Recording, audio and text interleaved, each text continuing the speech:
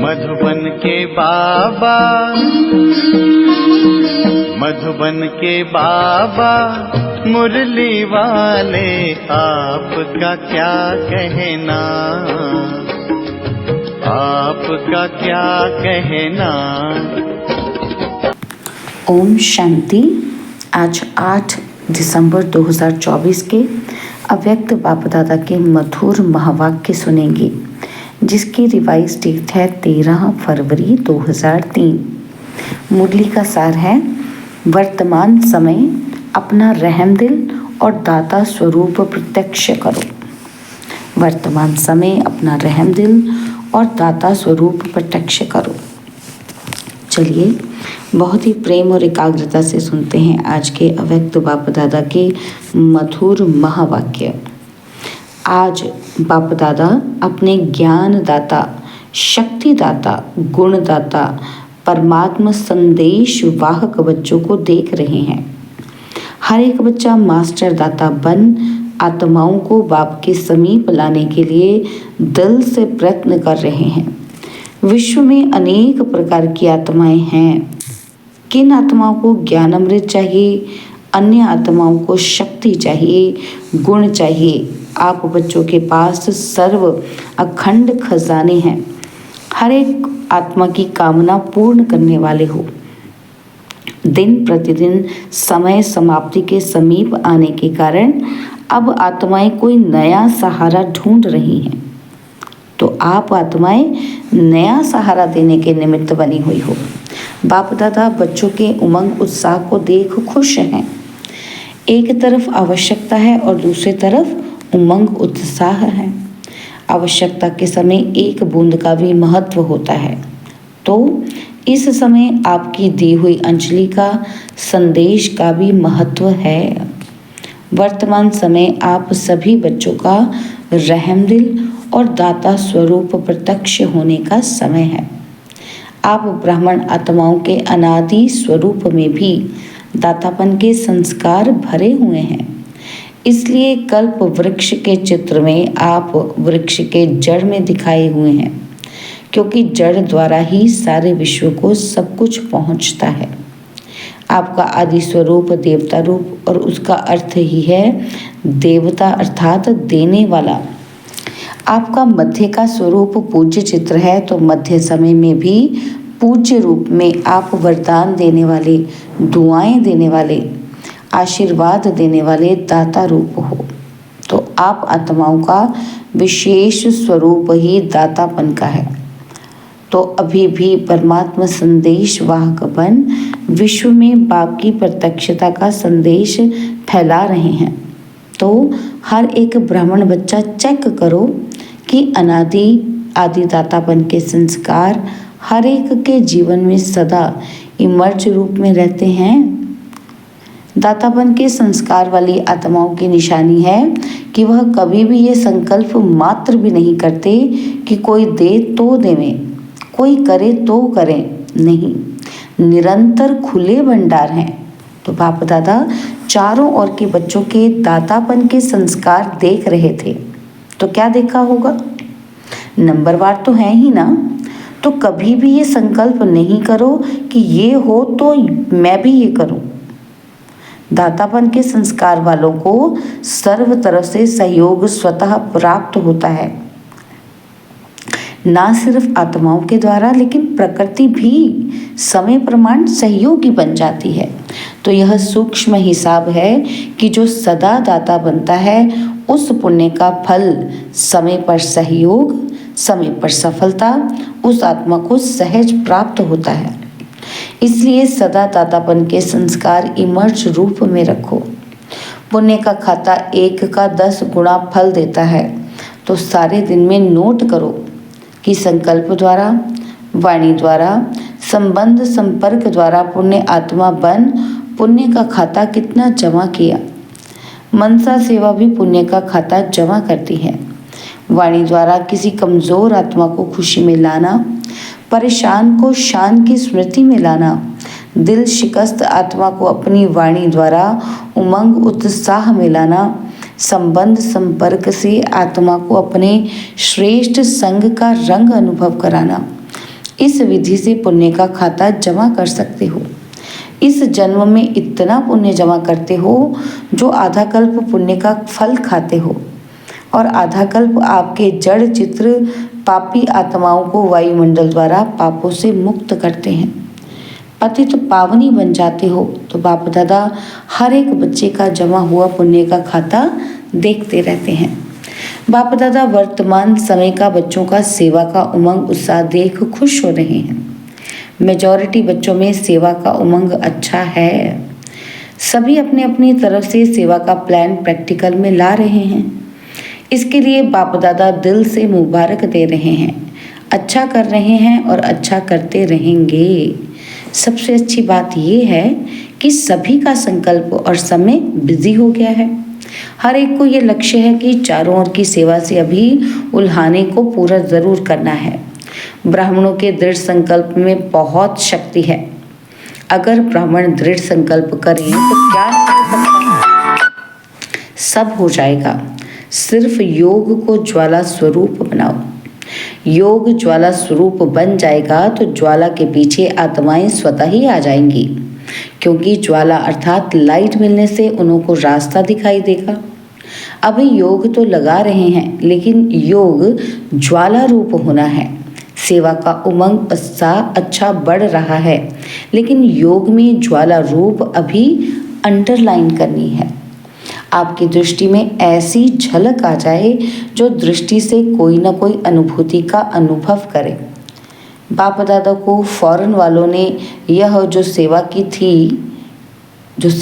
थी कौन सी, call of time, वो कहते कॉल ऑफ टाइम वालों की उसकी विधि अच्छी लगी कि छोटे से संगठन को समीप लाया। ऐसे हर जोन हर सेंटर अलग अलग सेवा कर तो रहे हो, लेकिन कोई सर्व वर्गों का संगठन बनाओ। बाप दादा ने कहा था कि बिखरी हुई सेवा बहुत है, लेकिन बिखरी हुई सेवा से कुछ समीप आने वाली योग्य आत्माओं का संगठन चुनो और समय प्रति समय उस संगठन को समीप लाते रहो और उन्हों को सेवा का उमंग बढ़ाओ। बाप दादा देखते हैं कि ऐसी आत्माएं हैं, लेकिन अभी वह पावरफुल पालना संगठित रूप में नहीं मिल रही है। अलग अलग यथाशक्ति पालना मिल रही है। संगठन में एक दो को देखकर भी उमंग आता है कि यह ये कर सकता है और मैं भी कर सकता हूँ, है ना। क्या देखकर उमंग आता है कि अगर ये कर सकता है तो मैं भी कर सकता हूँ, मैं भी करूँगा, तो उमंग आता है। बाप दादा अभी सेवा का प्रत्यक्ष संगठित रूप देखना चाहते हैं। मेहनत अच्छी कर रहे हो, हर एक अपने वर्ग की, एरिया की, जोन की, सेंटर की कर रहे हो। बाप दादा खुश होते हैं। बाबा कहते हैं अब कुछ सामने लाओ। प्रवृत्ति वालों का भी उमंग बाप दादा के पास पहुंचता है और डबल फॉरेनर्स का भी डबल कार्य में रहते सेवा में स्वयं के पुरुषार्थ में उमंग अच्छा है। यह देख करके भी बाप दादा खुश हैं। ब्राह्मण आत्माएं वर्तमान वायुमंडल को देख विदेश में डरते तो नहीं हैं कि कल क्या होगा, कल क्या होगा। बाबा कहते ये तो नहीं सोचते हैं, कल होगा अच्छा ही होगा, अच्छा है और अच्छा ही होना है। जितनी दुनिया में हलचल होगी उतनी ही आप ब्राह्मणों की स्टेज अचल होगी। ऐसे है ऐसे तो डबल विदेशी हलचल है या अचल है? अचल हैं। हलचल में तो नहीं है ना। जो अचल हैं वह हाथ उठाओ। अचल हैं। तो बाबा कहते कल कुछ हो जाए तो भी अचल है ना। क्या होगा? कुछ नहीं होगा। क्या कहते बाबा? कुछ नहीं होगा। आप ब्राह्मणों के ऊपर परमात्मा छत्र छाया है। जैसे वाटरप्रूफ, कितना भी वाटर हो लेकिन वाटरप्रूफ द्वारा वाटरप्रूफ हो जाते हैं, तो ऐसे ही कितनी भी हलचल हो लेकिन ब्राह्मण आत्माएं परमात्मा छत्र छाया के अंदर सदा प्रूफ हैं। बेफिक्र बादशाह हो ना कि थोड़ा थोड़ा फिक्र है क्या होगा, नहीं, बेफिक्र स्वराज्य अधिकारी बन, बेफिक्र बादशाह बन, अचल अडोल सीट पर सेट रहो। सीट से नीचे नहीं उतरो, अपसेट होना अर्थात सीट पर सेट नहीं है तो अपसेट हैं। सीट पर सेट जो हैं वह स्वप्न में भी अपसेट नहीं हो सकता। तो माताएं क्या समझती हो? सीट पर सेट होना बैठना आता है, हलचल तो नहीं होती है ना? बाप दादा कंबाइंड हैं। जब सर्वशक्तिमान आपके कंबाइंड हैं तो आपको क्या डर है? अकेले समझेंगे तो हलचल में आएंगे, कंबाइंड रहेंगे तो कितनी भी हलचल हो लेकिन आप अचल रहेंगे। ठीक है माताएं? ठीक है ना? कंबाइंड है ना? अकेले तो नहीं। बाप की जिम्मेवारी है। अगर आप सीट पर सेट हो तो बाप की जिम्मेवारी है, अपसेट हो तो फिर आपकी जिम्मेवारी है। तो बाबा ने कहा कि आत्माओं को संदेश द्वारा अंजलि देते रहेंगे तो दाता स्वरूप में स्थित रहेंगे, तो दातापन के पुण्य का फल शक्ति मिलती रहेगी। दातापन का पुण्य का फल क्या होगा? उसका रिजल्ट क्या होगा? शक्ति। तो बाबा कहते वो मिलती रहेगी। चलते फिरते अपने को आत्मा करावनहार है और यह कर्मेंद्रियां करनहार कर्मचारी हैं। यह आत्मा की स्मृति का अनुभव सदा इमर्ज रूप में हो। ऐसे नहीं कि मैं तो हूँ ही आत्मा, नहीं, स्मृति में इमर्ज हो। मर्ज रूप में रहता है लेकिन इमर्ज रूप में रहने से वह नशा, खुशी और कंट्रोलिंग पावर रहती है। मज़ा भी आता है। क्यों? क्योंकि साक्षी हो, कर्म कराते हो। तो बार बार चेक करो कि करावनहार होकर कर्म करा रही हूँ।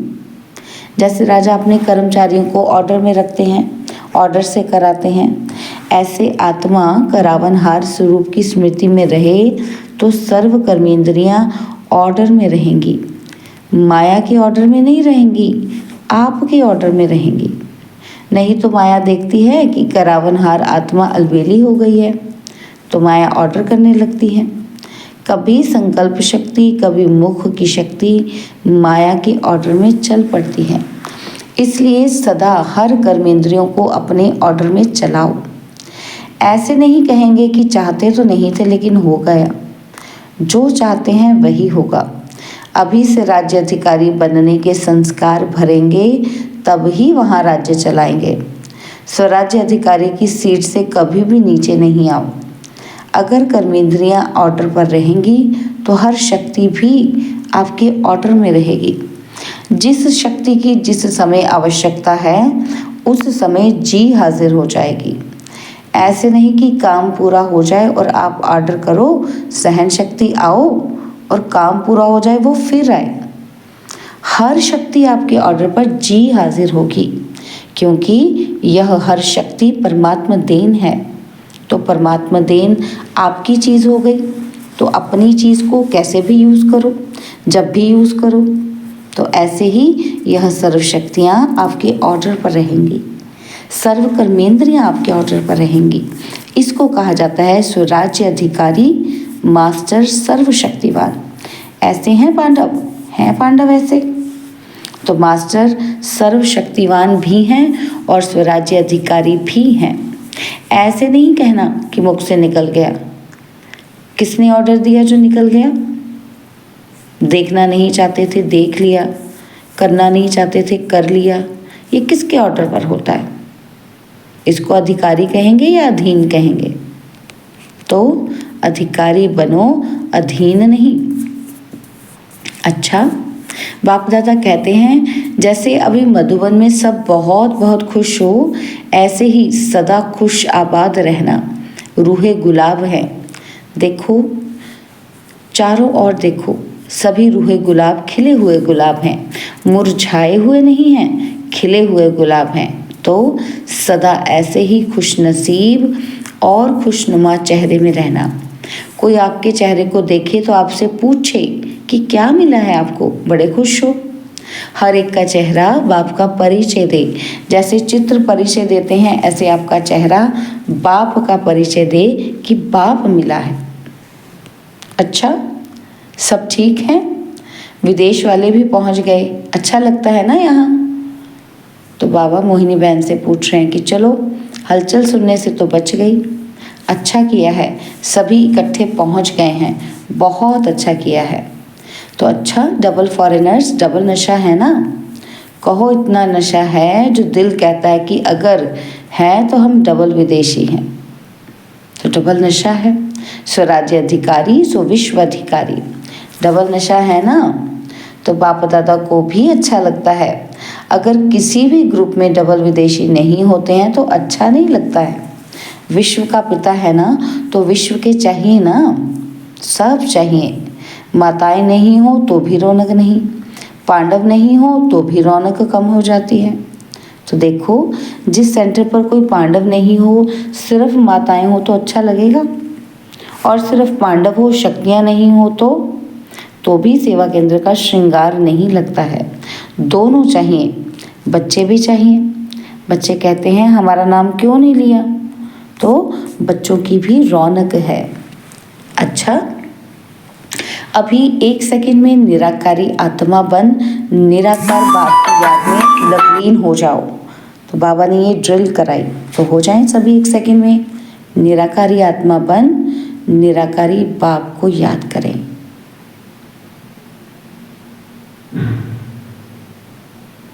चारों ओर के सर्व स्वराज्य अधिकारी, सदा साक्षीपन की सीट पर सेट रहने वाली अचल अडोल आत्माएं, सदा दातापन की स्मृति से सर्व को ज्ञान शक्ति गुण देने वाले रहमदिल आत्माओं को, सदा अपने चेहरे से बाप का चित्र दिखाने वाले श्रेष्ठ आत्माओं को, सदा खुशनसीब खुशनुमा रहने वाले रूहे गुलाब रूहानी गुलाब बच्चों को बाप दादा का याद प्यार और नमस्ते। हम रूहानी बच्चों की रूहानी बाप दादाजी को दिलवा जान सिकवा प्रेम से नमस्ते। ओम शांति। प्यारे बाबा, मीठे बाबा, मेरे बाबा, शुक्रिया बाबा, शुक्रिया बाबा, शुक्रिया। तो बाप दादा दादियों से बात कर रहे हैं। तो सेवा के साथ सब तरफ 108 घंटे योग के अच्छे प्रोग्राम चल रहे हैं। इस योग ज्वाला से ही विश्व ज्वाला फोर्स में आएगी, विनाश ज्वाला फोर्स में आएगी।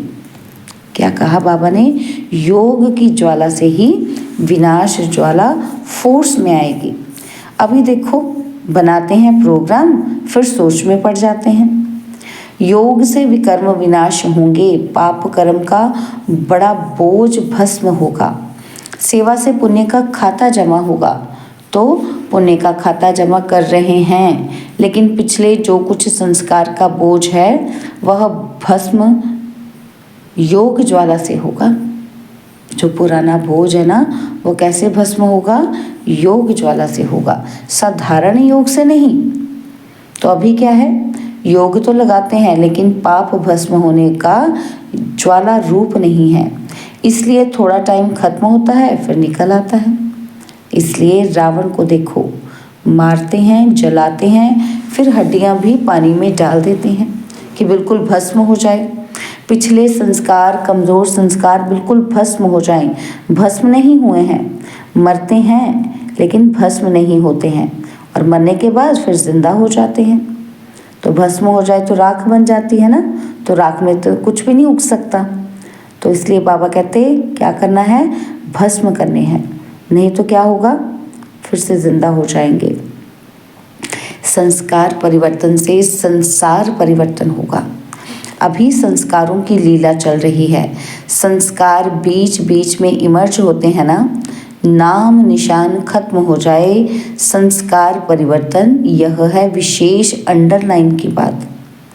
संस्कार परिवर्तन नहीं है तो व्यर्थ संकल्प भी है, और व्यर्थ समय भी है, व्यर्थ नुकसान भी है, होना तो है ही।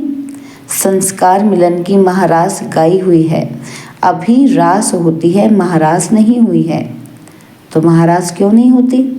बाबा कहते क्योंकि अंडरलाइन नहीं है, दृढ़ता ही नहीं है, अलवेलापन भिन्न भिन्न प्रकार का है।